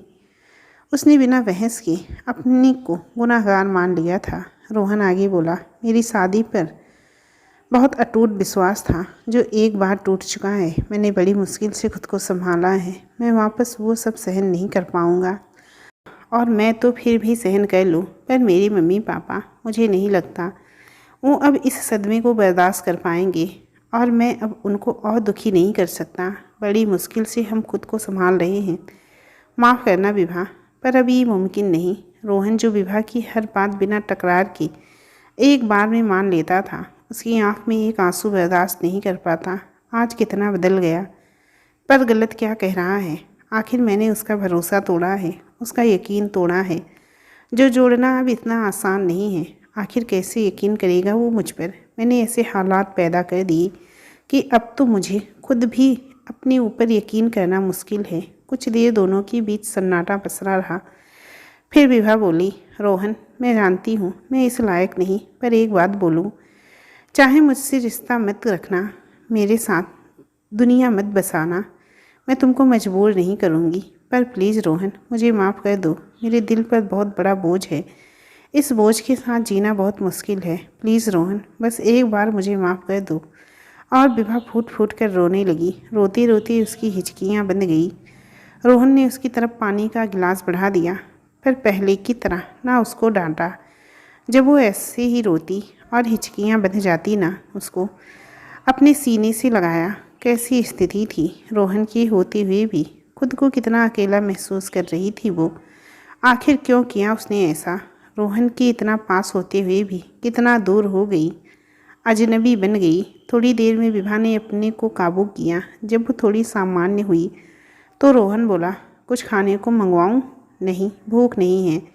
विभा बोली, तो फिर चलें, मुझे ऑफिस में कुछ काम है। रोहन का ऐसा बर्ताव विभा के लिए असहनीय था, पर क्या कहती। उसने जो किया उसके आगे तो ये कुछ भी नहीं।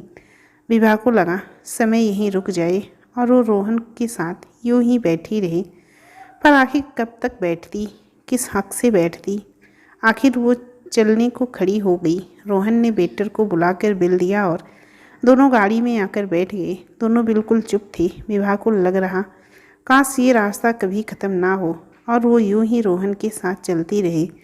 एफएम पर गाना बजने लगा। जब कोई बात बिगड़ जाए, जब कोई मुश्किल पड़ जाए, रोहन ने फटाक से गाना बदल दिया। पहले की बात होती तो विभा ये गाना कभी नहीं बदलने देती, पर अब आज क्या पूरी दुनिया उसके रिश्ते का मजाक बना रही है, विभा सोचने लगी। ऑफिस के बाहर आकर रोहन ने गाड़ी रोक दी। विभा जब रोहन की गाड़ी से निकल रही, उसको लग रहा जैसे हमेशा हमेशा के लिए उसकी ज़िंदगी से निकल रही हो। काश काश एक बार रोहन उसको रोक ले, उसको माफ़ कर दे, फिर कभी कोई शिकायत का मौका नहीं देगी। पर रोहन रोहन ना ही उसने विभा को रोका, और माफ़ तो तब कहता ना जब उसकी कोई गलती बताता, उस पर गुस्सा करता। वो तो कुछ बोला ही नहीं, और उसकी ये चुप्पी विभा को परेशान कर रही थी। विभा रोहन को बाय करके अपनी गाड़ी की तरफ बढ़ गई। उसमें इतनी हिम्मत भी नहीं बची कि वो रोहन के बाय का इंतज़ार करे या उससे आंखें मिला सके। बहुत टूट चुकी थी वो। विभा भागती हुई अपनी गाड़ी में आकर बैठ गई और फूट फूट कर रोने लगी। उसने वापस अपनी आंखों पर चश्मा चढ़ा लिया और उधर रोहन तेज कदम भरता हुआ लिफ्ट की तरफ बढ़ गया। जैसे ही रोहन अपने ऑफिस पहुंचा, उसने बाहर अपनी सेक्रेटरी को कुछ निर्देश दिए और जो भी ज़रूरी फ़ोन कॉल्स आए थे वो देखने के बाद उसने सबको बोल दिया कि जब तक मैं ना बोलूं मुझे कोई परेशान ना करे। और उसने अपने कैबिन का डोर अंदर से लॉक कर लिया। अपना कोट उतार कर उसने चेयर पर लटका दिया। खुद साइड में रखे सोफे पर दम से बैठ गया और अपने दोनों हाथों को अपने चेहरे पर रख कर फूट फूट कर रोने लगा। बहुत देर तक वो इसी तरह आंसू बहाता रहा। बार बार उसकी आंखों के आगे अपनी विभा का चेहरा आ रहा था। कितना रोई वो, कितना दुखी थी। पर उसने क्या किया? उसको और दुखी क्यों किया? क्यों? आखिर कैसे वो इतना पत्थर दिल हो सकता है? वो अपनी विभू की आंखों में एक आंसू नहीं आने देता। आज उसको रोता छोड़ आया। कुछ देर बाद जब वो शांत हुआ तो उसने अपना मोबाइल उठाया और विभा की माँ को फ़ोन लगाया। उधर से जैसे ही विभा की माँ ने फ़ोन उठाया तो रोहन बोला, क्यों माँ? आखिर क्यों कहने को कहा आपने ऐसा? कितना दिल दुखाया है मैंने मेरी विभा का। मेरे सामने कितना रोई, कितना गिड़गिड़ाई, और मैंने क्या किया? उससे रूखा व्यवहार करके उसके जख्मों पर और नमक छिड़का। अरे पहले क्या वो कम दुखी है जो आज मैंने उसका और दिल दुखाया? मैं अपने आप को कभी माफ़ नहीं कर पाऊँगा। कितनी आशा से आई थी वो मेरे पास। मैंने देखा था उसकी आंखों का पछतावा, उसका अकेलापन, उसका दुख, जो देख कर भी अनदेखा कर दिया। मन तो हो रहा था कि सब कुछ भूल कर उसको अपनी ज़िंदगी में वापस ले आऊँ। सच बहुत रुलाया उसको मैंने। और रोहन फ़ोन पर ही फूट फूट कर रोने लगा। उधर से विभा की माँ बोली, संभालो बेटा, पहले अपने आप को संभालो, पानी पियो और चुप होकर मेरी बात ध्यान से सुनो। तुम सोच रहे होगे आखिर मैं कैसी माँ हूँ जो खुद अपनी बेटी को दुखी कर रही हूँ, उसको सज़ा दे रही हूँ। पर बेटा, मैं नहीं चाहती कि इस बार जब वो तुम्हारे पास आए तो वापस वही सब दोहराए जो पहले कर चुकी है। उसको रिश्तों की कद्र करनी होगी, रिश्तों की कीमत समझनी होगी। जब मन आया रिश्ता निभा लिया, और जब मन आया छोड़ दिया। नहीं, अब ऐसा नहीं चलेगा। माना मैं उसकी माँ हूँ, पर तुम भी मेरे बेटे से कम नहीं हो, और मैं तुम जैसे इंसान को दोबारा टूटते नहीं देख सकती। तुम जैसे इंसान की कीमत उसको समझनी होगी। जब मैंने तुमको फ़ोन पर बताया कि विभा तुमसे मिलना चाहती है, माफ़ी मांगना चाहती है, वापस तुम्हारी ज़िंदगी में आना चाहती है, तो तुम कितना खुश थे? सच बताऊं तो माँ होने के नाते मैं भी बहुत खुश थी। मुझे भी लगा कि मेरी बेटी का संसार वापस बस जाएगा, पर पता नहीं क्यों मेरा ज़मीर मुझको अंदर ही अंदर कचोट रहा। मुझे लगा मैं वापस वही गलती दोहरा रही हूँ जो पहले की थी। विभा को वो सब सीख नहीं दे रही जो उसे देनी चाहिए थी। रिश्तों की कद्र, उनको संभालना। अगर वापस उसको सब आसानी से मिल गया तो हो सकता है फिर वो उनकी कीमत ना समझे, और ना ही इसके पापा समझ पाएँ। इसके पापा और इसको समझाना होगा कि रिश्तों को प्यार से संभालना होता है। अपनी ही नहीं, दूसरे इंसान की भावना भी समझनी होती है। इसीलिए बेटा, मैंने मेरे दिल पर पत्थर रख कर तुमसे ऐसा करने को कहा। हालांकि एक माँ के लिए ये कितना मुश्किल होता है ये मुझसे बेहतर कौन जानेगा। पर बच्चे के अच्छे भविष्य के लिए कभी कभी माँ बाप को कठोर निर्णय लेने पड़ते हैं। मैंने देखा है उसकी आंखों का पछतावा, अपनी गलती का एहसास। पर अब मैं उसके रिश्ते की नींव मजबूत बनाना चाहती हूँ, और उस मजबूत नींव के लिए ही मैंने तुमसे ऐसा करने को कहा था। इसके पापा और इसको अपनी गलती का एहसास करना ज़रूरी है। तभी विभा की माँ धीरे से बोली, बेटा लगता है विभा आ गई है, मैं फ़ोन रखती हूँ। पर तुम चिंता मत करो, विभा को मैं तुम्हारी ज़िंदगी में वापस लाऊंगी, पर पहले वाली विभा नहीं, एक समझदार और परिपक्व विभा जो रिश्तों की कदर करना सीखे, ज़िंदगी को सिर्फ अपने शर्तों पर ना जिए, दूसरे की भावना भी समझे। ये मेरा तुमसे वादा है। चलो मैं फ़ोन रखती हूँ, पर तुम अपना ध्यान रखना। इधर फ़ोन रख कर जैसे ही विभा की माँ उसके पास जाने लगी, उसने सुना विभा बहुत रो रही थी। उसके पापा उससे पूछ रहे थे, क्या बात है बेटा, क्यों तू इतना रो रही है? पर वो कुछ नहीं बोल रही थी। विभा की माँ उसके पास आई और उसको पानी पिलाया। क्या हुआ बेटा, तू तो रोहन से मिलने गई थी ना? माँ, सब कुछ ख़त्म हो गया, रोहन ने मुझे माफ़ नहीं किया, विभा रोती हुई बोली। ओह, अब समझ आया, तभी तो इतना रो रही है। उस रोहन ने एक बार फिर से मेरी बेटी का दिल दुखाया। पता नहीं, जब से मेरी बेटी की ज़िंदगी में आया तब से मेरी बेटी खुश नहीं रह पाई। मैं आज बात ही करता हूँ उससे, आखिर चाहता क्या है वो? विभा के पापा गुस्से से आग बबूला थे। नहीं पापा, आप कुछ नहीं बोलेंगे, विभा ज़ोर से चिल्लाई। रोहन की इसमें कोई गलती नहीं, गलती तो मेरी है जो उसकी और उसके प्यार की कदर नहीं कर पाई। आज अगर मैं सही निर्णय लेती, उसकी भावनाएं समझती, तो शायद इन आंखों में आंसू नहीं, उसके प्यार की चमक होती। ये सब मेरी ही करने का फल है। मुझको मेरे पापों की सज़ा मिल रही है। कहते कहते विभा ज़मीन पर घुटनों के बल बैठ गई और दोनों हाथों से अपने मुंह को छुपा लिया। उसके पापा को कुछ समझ नहीं आ रहा। उसकी माँ ने विभा को ज़मीन से उठाया और उसको अपने साथ सोफे पर बैठाया। मत रो मेरी बेटी, बस रो ले जितना रोना था। आज मैं बहुत खुश हूँ कि मेरी बेटी को अपनी गलती का पूरा एहसास है। और उसकी माँ ने उसके पापा को देख कर कहा, मुझे दुख तो इस बात का है कि आपकी बेटी को अपनी गलती का एहसास है, पछतावा है, पर आप अभी भी अपने अहम पर अड़े हो। अभी भी आपको विभा की गलती नहीं दिख रही। अरे जिस रोहन को आप दोषी ठहरा रहे हो, वो अपनी बेटी के दुख की वजह उसको बता रहे हो। कभी सोचा उस बेचारी ने कितना सहा, कितना अकेला हो गया। आज विभा की वजह से उसकी माँ की क्या हालत है। विभा ने उससे पूछे बिना इन दोनों के बच्चे को इस दुनिया में आने से पहले ही मार दिया। इतना होने पर भी वो तो तलाक नहीं चाहता था, तलाक तो विभा ही चाहती थी।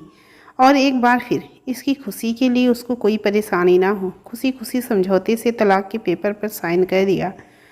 उसके दिल पर क्या गुजरी होगी, दिल पर पत्थर रख लिया उसने तो। कभी उसके लिए सोचा उस पर क्या बीत रही होगी, वो किस मानसिक तनाव से गुजर रहा होगा। और पता भी नहीं कितना गुबार विभा की माँ ने आज निकाल दिया। विभा और उसके पापा किसी गुनहगार की तरह सब सुनते रहे। उसके पापा धम्म से सिर पकड़ कर कुर्सी पर बैठ गए। उनके दिमाग में विचारों का झंझावात चल रहा था। सच, अपनी बेटी के प्यार में कभी ध्यान ही नहीं दिया कि इसका क्या नतीजा होगा। बस जो विभा ने किया उसका आंख बंद करके साथ दिया। कभी ये नहीं सोचा कि मेरी बेटी गलत भी हो सकती है। माँ बाप का फर्ज बच्चों को सही रास्ता दिखाना होता है। पर उन्होंने क्या किया? उन्होंने तो अपनी बेटी को रास्ते से ही भटका दिया। उसके पापा विभा के पास आकर बोली, बेटा मुझे माफ़ कर दी, तुम्हारी इस हालत की वजह मैं हूँ। अगर मैं तुम्हें सही रास्ता दिखाता, तुम्हें ज़रूरत पर सही गलत का फ़र्क समझाता, तो शायद आज ये सब नहीं होता। नहीं पापा, आप क्यों अपने को दोषी ठहराते हो? अरे मैं कोई बच्ची थोड़ी ना हूँ जो अपना बड़ा भला नहीं समझ सकती। शादी की थी मैंने रोहन से, 7 फेरे लिए थे, कितनी कस्में खाई थी, वादे लिए थे, पर क्या क्या किया मैंने? हमेशा अपने हिसाब से अपनी ज़िंदगी जीनी चाहिए, उसको भी अपने हिसाब से चलाना चाहा। क्यों नहीं समझा? शादी तो 7 जन्मों का बंधन होती है, और मैं तो एक जन्म भी सही से नहीं निभा पाई। शादी के बाद एक के नहीं, दोनों के निर्णय मायने रखते हैं। एक दूसरे की भावना की कद्र करनी पड़ती है। क्यों मैंने ज़िंदगी हमेशा अपनी सरहदों पर जीनी चाहिए? क्यों कभी रोहन की भावना की कदर नहीं करी? उसने तो हमेशा मेरा साथ दिया, मेरे हर फैसले को सिर आंखों पर रखा। नहीं पापा, जो हुआ अच्छा हुआ, मैं उसके लायक हूँ। भगवान आज मुझे मेरे पापों की सज़ा दे रहे हैं। मैं इसी लायक हूँ। और अब अपने पापा के गले लगकर रोती रही। इस समय उन तीनों की आंखों में आंसू थे, पर विभा की माँ खुश थी कि आज इन बाप बेटी को अपनी गलती का एहसास हो गया। वो भी विभा और उसके पापा के गले लग गई और तीनों ना जाने कितनी देर तक आंसू बहाते रहे। काफ़ी देर बाद उनके पापा बोले, बेटा मुझे नहीं पता रोहन मुझे माफ़ करेगा या नहीं, पर मैं उसके पास माफ़ी मांगने जाऊंगा, नहीं तो मुझे शांति नहीं मिलेगी। आज तुम दोनों की हालत की वजह सिर्फ और सिर्फ मैं हूँ। नहीं पापा, कोई फ़ायदा नहीं, रोहन नहीं मानेगा। नहीं बेटा, इतना तो मैं जानती हूँ कि वो इतना पत्थर दिल नहीं हो सकता। वो ज़रूर मुझको माफ़ कर देगा, तू चिंता मत कर। मैं जाऊँगा उसके पास, गलती की है तो माफ़ी भी मांगूंगा। तभी दरवाजे पर घंटी बजी। विभा अपने कमरे में चली गई। वो कुछ देर अकेले रहना चाहती थी, बहुत टूट चुकी थी। विभा के पापा सोफे पर बैठे थे। तभी विभा की माँ के साथ रोहन ने अंदर प्रवेश किया। विभा के पापा रोहन को अचानक से अपने सामने देखकर कुछ समझ नहीं पाए। रोहन बेटा, तुम यहाँ कैसे? मैंने ही यहाँ रोहन को बुलाया है, विभा की माँ बोली। रोहन ने आगे बढ़कर विभा के पापा के पैर छुए तो एकदम से पीछे हट गए। उन्होंने अपने दोनों हाथ रोहन के आगे जोड़ लिए और कहा, नहीं रोहन बेटा, मैं इस लायक नहीं कि तुम मेरे पैर छुओ, और पैर तो मुझे तुम्हारे छूने चाहिए। मैं तुम्हारा गुनहगार हूँ। मैंने तुम्हें बहुत दुखी किया है। मैं तुम्हारा और विभा दोनों का गुनहगार हूँ। वैसे तो मुझे कोई हक नहीं है, मैं इस लायक नहीं, पर बेटा प्लीज़ हो सके तो मुझे माफ़ कर दो। और उसके पापा ने रोहन के आगे हाथ जोड़ लिए। रोहन ने आगे बढ़कर उसके पापा के हाथ पकड़ लिए। ये क्या कर रहे हैं पापा? अरे आप हमसे बड़े हैं, मेरे आगे हाथ जोड़कर आप मुझे शर्मिंदा कर रहे हैं। बेटा, विभा सही कहती थी, तुम जैसे इंसान का दिल दुखाकर हमने जो किया, भगवान हमें उसी की सज़ा दे रहे हैं। पर बेटा, मुझको नहीं तो मेरी बेटी को तो माफ़ कर दो। वो तुम्हें बहुत प्यार करती है, तुम्हारे बिना जी नहीं पाएगी। कहते कहते उसके पापा फपक कर रो पड़े। पापा, मैं तो विभा से कभी नाराज़ ही नहीं था। मुझे मालूम है वो दिल की बुरी नहीं है, बस थोड़ा बचपना और नादानी है। पर आज मैंने उसकी आंखों में देखा, उसमें नादानी नहीं, बहुत गंभीरता थी। समय के साथ बहुत परिपक्व हो गई वो। तभी विभा की मम्मी ट्रे में चाय नाश्ता ले आई। लो बेटा, पहले कुछ खाओ। विभा की माँ रोहन के पास कुर्सी लेकर बैठ गई। उसको चाय का कप पकड़ाते हुए कहा, बेटा तुम कह रहे थे ना मैंने ऐसा क्यों किया, क्यों मैंने तुमसे विभा से ऐसा बर्ताव करने को कहा? वो इसीलिए कि मैं तुमको तुम्हारा खोया आत्मसम्मान लौटाना चाहती थी। तुम जिस सम्मान के हकदार हो वो दिलाना चाहती थी, और आज मुझे लग रहा है तुमको तुम्हारा खोया हुआ सम्मान मिल गया। रोहन की आंखें पनीली थी।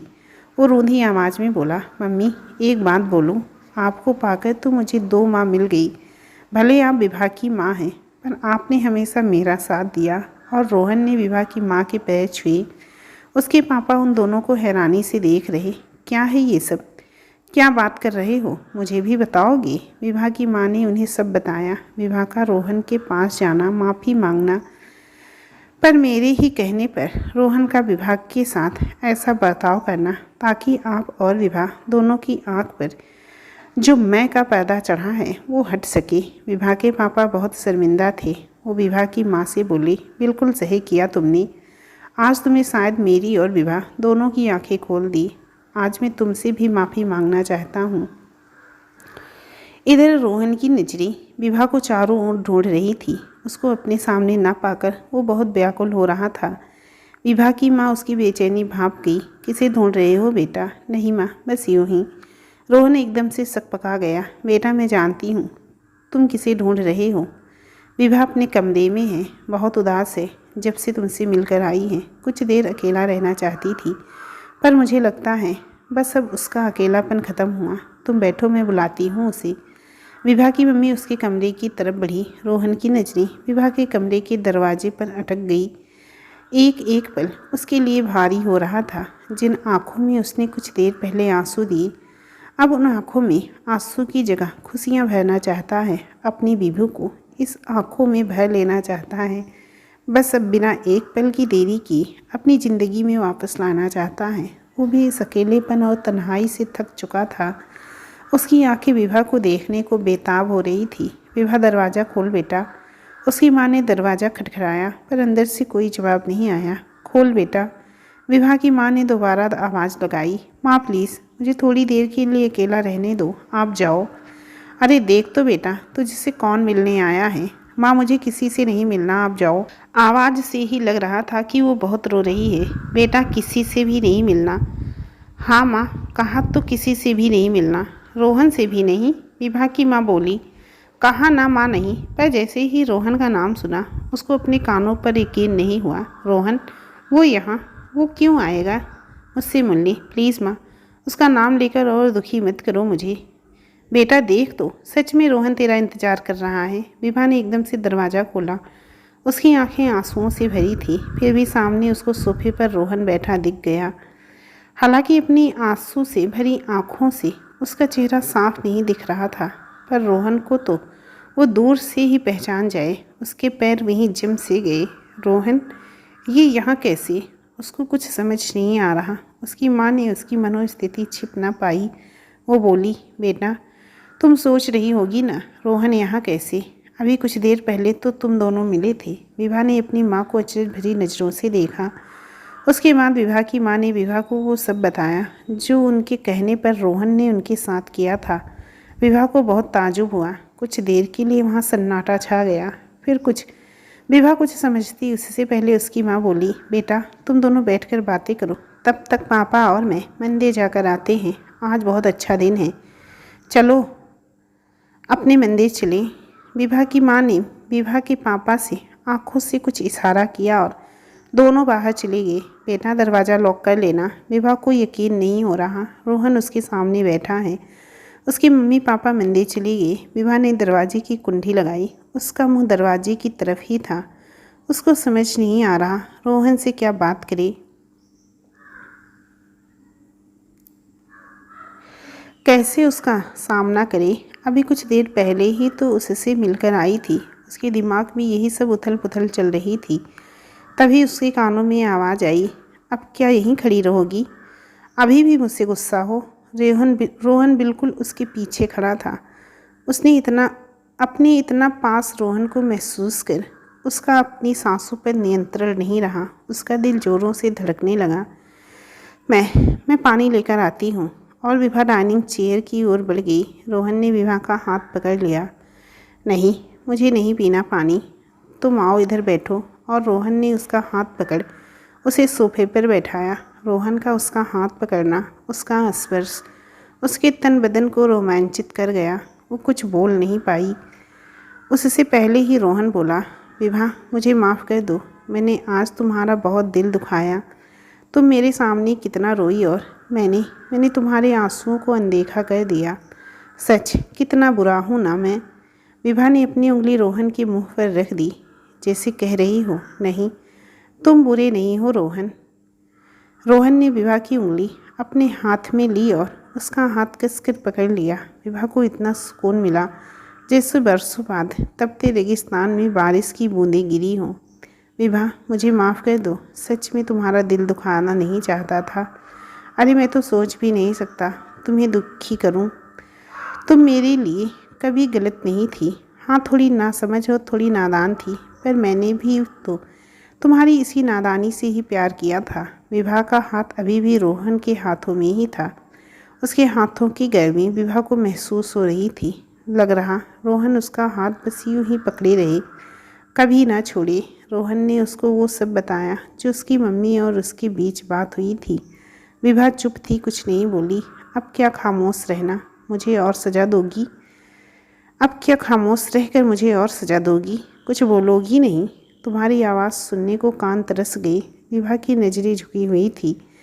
तभी रोहन के हाथ पर एक बूंद गिरी। विभा की आंख से आंसू मोती की तरह गिर रहे। रोहन ने उन आंसुओं को अपनी उंगली से उठाया और विभा से कहा, बस विभा, अब और नहीं। अब मुझे इन आँखों में आंसू नहीं दिखने चाहिए। जितना रोना था तुम रो ली रोहन। रोहन बड़ी मुश्किल से विभा बोली। उसकी आवाज़ डबडबाई हुई थी। बोलो ना विभा, क्या कहना चाहती हो? विभा से बोला, विभा से बोला नहीं गया। रोहन ने डाइनिंग टेबल पर रखे जग से पानी का एक गिलास लिया और विभा के पास लेकर आया। लो, पहले पानी पियो और बिल्कुल चुप हो। नहीं रोहन, मुझे नहीं पीना। मैंने कहा ना, 2 घूंट पी लो। रोहन की आवाज़ में अधिकार था। विभा ना नहीं कर पाई। इस अधिकार को पाने को वो तरस गई थी। 2 घूंट उसने मुश्किल से गले में उतारे। रोहन ने गिलास टेबल पर रख दिया और अपनी जेब से रुमाल निकालकर विभा का मुंह पोंछ दिया। विभा ने रोहन का हाथ पकड़ लिया। रोहन, क्या सब भूल कर हम एक नई शुरुआत कर सकते हैं? विभा की नज़रें नीची थी। रोहन ने अपने हाथ से उसका चेहरा ऊपर उठाया, फिर बोला, क्या मुझसे नज़रें नहीं मिलाओगी? एक बार मेरी तरफ देखो। विभा की नज़रें रोहन से टकराई, पर पता नहीं क्यों ज़्यादा देर तक रोहन से नज़रें मिला नहीं पाई। उसने अपनी नज़रें झुका ली। रोहन ने दोनों हाथों से उसका चेहरा अपने हाथों में लिया, फिर बोला, विभू, मैं तो तरस गया। एक पल भी अब तुमसे दूर नहीं रह पा रहा। तुमसे अलग रहकर बस जिंदा हूँ। बस अब जल्दी से मेरी ज़िंदगी में आ जाओ। पता नहीं क्यों, पर विभा रोहन से नज़रें नहीं मिला पा रही।